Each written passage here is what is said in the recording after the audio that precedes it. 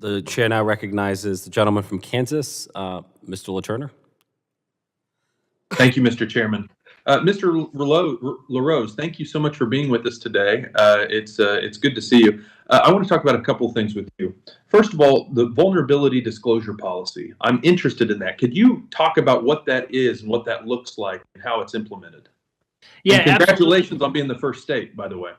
Well, thank you. And it was written up by a number of publications at the time because it was kind of a novel thing. I enjoyed being able to stand in front of groups in 2020 and say, I'm the guy that runs Ohio's elections, and I'm asking people to hack me. Now, of course, you'd get gasps and you'd have to then explain it to people. What I'm saying is the good guys and gals, the white hat or ethical hackers out there, sometimes they call themselves security researchers now, which is a more warm and fuzzy sounding thing. But the fact is there are folks out there that love to do this, to find vulnerabilities. They're motivated by patriotic purposes to try to find where those vulnerabilities exist and to tell us about them. So you can see our vulnerability disclosure policy if you go to ohiosos.gov or voteohio.gov and go right to the bottom of our website. It says vulnerability disclosure policy. And if you click on that, it says, hey, good guy hackers, if you find something, tell us. Now, you can't vandalize our site. You can't cause some sort of a breach. But if you tell us, we'll not only fix the problem, but we'll recognize you. We had a great ethical hacker on our stage at our election officials conference, and we gave him a big award. And that's the kind of thing that other states should be doing as well.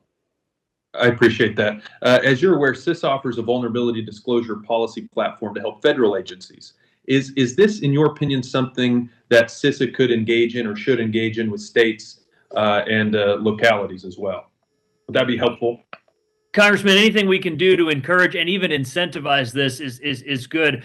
We work currently with a private sector provider that helps get the word out to the hacker community that, hey, listen, Ohio wants to use your expertise and will recognize you for your efforts. But to do that through CISA would be a great tool as well. I read that in one of your counties, they have 551 workers but need 846 for the poll watchers. And I'm curious, how do you plan to close that gap? This is a problem that states across the country are having. And what do you think the potential implications are for election integrity and security?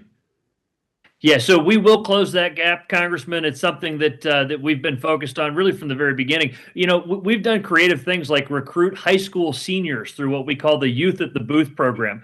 We've worked with my fellow veterans, asking them to answer a second call to duty, right, to continue fulfilling that oath that they took to preserve and protect the Constitution. We've worked with businesses, encouraging them to give their employees a day for democracy, give them a free day off, an uncharged day off to be poll workers. So those are the kind of things we're doing, but we're also holding our boards of elections accountable. The reason you know that number is because we publicly report it now. And so those county boards of elections that don't have enough poll workers, they get the scrutiny and the pressure to make sure they get there by election day.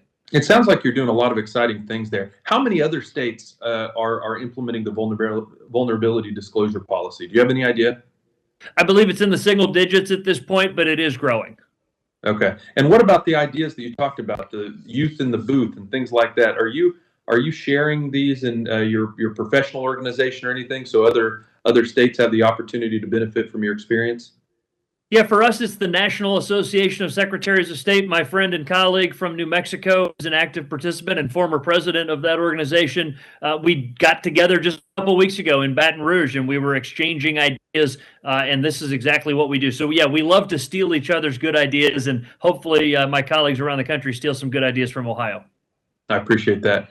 Mr. Kelly, during your tenure in Orange County, your department would produce an election security playbook in conjunction with state and local officials, in addition to the FBI and DHS. Can you talk more about this and the emphasis your office put on collaboration and partnerships? Because I think it's really key, as I talked about with Secretary LaRose, that we're all rowing in the same direction, that we're collaborating, we're sharing information so that we can tackle this problem.